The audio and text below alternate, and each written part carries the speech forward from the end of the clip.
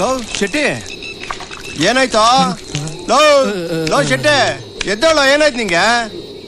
ನೀನ್ ಅಂಬಾರಿ ವಿಷಯ ಹೇಳ್ತಿದ್ದಾಗೆ ಅವನ್ ಮೂರ್ಛೆ ಹೋದ. ಅದನ್ನ ಕದಿಯಕ್ ಹೋದ್ರೆ ನಮ್ ಗತಿ ಏನಾಗ್ಬೋದು? ಅಯ್ಯ 10 ಕೋಟಿ. ಜೈ ಆಂಜನೇಯ. ಯಾರಿಗುಂಟು ಯಾರಿಗಿಲ್ಲ. ಮಾಡೋ ಕೆಲಸ ಕೇಳಿ ಮೂರ್ಛೆ ಹೋಗೋ ಕಾಲ ಹೋಯ್ತು.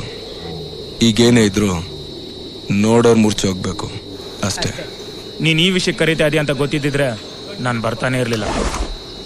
ಅಂಬಾರಿ ವಿಷಯಕ್ಕೆ ಯಾರೇ ಕೈ ಹಾಕಿದ್ರು ಖಂಡಿತ ಒಳ್ಳೇದಾಗಲ್ಲ. ಈಗೇನು ತುಂಬ ಒಳ್ಳೇದಾಗಿದೆಯಾ? ಪರ್ಫೆಕ್ಟಾಗಿ ಪ್ಲ್ಯಾನ್ ಮಾಡಿ ಎಕ್ಸಿಕ್ಯೂಟ್ ಮಾಡಿದ್ರೆ ಇನ್ನು ಲೈಫಲ್ಲಿ ಈ ಥರ ಕಷ್ಟಪಡಬೇಕಾಗಿಲ್ಲ. Life time settle. ಅಂಬಾರಿ ಮೇಲೆ ದೇವ್ರ ಕೃಪೆ ಇದೆ, ಅದನ್ನ ಅಲ್ಲಿಂದ ಎತ್ತಕ್ಕಾಗಲ್ಲ. ಅಕಸ್ಮಾತ್ ಎತ್ತಿದ್ರು ಈ ಅಕಸ್ಮಾತ್ಗಳೇ ನಮ್ಮ ಲೈಫಿನ ಟರ್ನಿಂಗ್ ಪಾಯಿಂಟ್. ದೇವ್ರ ವಿಗ್ರಹಗಳನ್ನ ಕತ್ಕೊಂಡೋಗಿ ಮಾರ್ತಾರೆ, ಅವರೆಲ್ಲ ಚೆನ್ನಾಗಿಲ್ವಾ?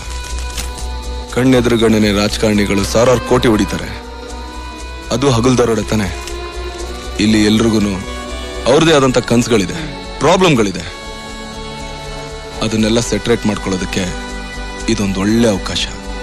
ನಾವೆಲ್ಲ ಒಗ್ಗಟ್ಟಾಗಿ ಕೈ ಹಾಕಿದ್ರೆ ಈ ಡೀಲ್ ಸಕ್ಸಸ್ ಆಗುತ್ತೆ ಅಂತ ನನಗೆ ಕಾನ್ಫಿಡೆನ್ಸ್ ಇದೆ. ನೀವುಗಳು ಮನ್ಸು ಮಾಡಬೇಕು. ಪಟ್ಟಕ್ಕೆ ಕೂರ್ಸೋ ಕನ್ಸನ್ ತೋರಿಸಿ ಚಟ್ಟಕ್ಕೇರಿಸ್ತಾ ಇದೆಯಾ? ಚಟ್ಟಕ್ಕೇರೋದು ಫಿಕ್ಸ್ ಪ್ರೋಗ್ರಾಮ್. ಪಟ್ಟಕ್ಕೇರ್ಬೇಕು ಅಂತಂದ್ರೆ ರಿಸ್ಕ್ ತಗೊಳ್ಳೇಬೇಕು. ರಾಜ ಆಗ್ಬೇಕು ಅಂತ ಆಸೆ ಇದ್ರೆ ರಾಜ್ಯನಿಗೆಲ್ಲ ತಾಕತ್ತಿರ್ಬೇಕು. ಯುದ್ಧ ಮಾಡೋಕೆ ಅಂತ ನಿಂತ ಮೇಲೆ ಸೈನಿಕರ ಲೆಕ್ಕ ಹಾಕ್ಬಾರ್ದು. ನೋಡು ಜಗ್ಗು, ಬೆಟ್ಟನ 10 ರಿಸ್ಕ್ ತಗೋಬಹುದು, ಆದ್ರೆ 10 ರಿಸ್ಕ್ ತಗೊಳಕ್ಕಾಗಲ್ಲ. ಹೌದು, ಇದು ಒಳ್ಳೇದಲ್ಲ. ಒಳ್ಳೇದು ಕೆಟ್ಟದ್ರ ನಡುವೆ ಜಿಂದಗಿಲಿ ಹೇಗ್ ದಿಲ್ದಾರಾಗಿ ಬದುಕಬೇಕು ಅನ್ನೋದೇ ಪಾಯಿಂಟ್. ನೋಡಿ, ಅಡಿಕೆ ಕದ್ರು ಮಾನ ಹೋಗುತ್ತೆ, ಆನೆ ಕದ್ರು ಮಾನ ಹೋಗುತ್ತೆ. ಅಡಿಕೆ ಮಾರಿದ್ರೆ ದಿವ್ಸದ ದುಡ್ಡು, ಆನೆ ಮಾರಿದ್ರೆ ವರ್ಷದ ದುಡ್ಡು, ಅಂಬಾರಿ ಮಾರಿದ್ರೆ ಜೀವನ ಪೂರ್ತಿ ದುಡ್ಡು. ಹೌದೌದೌದು.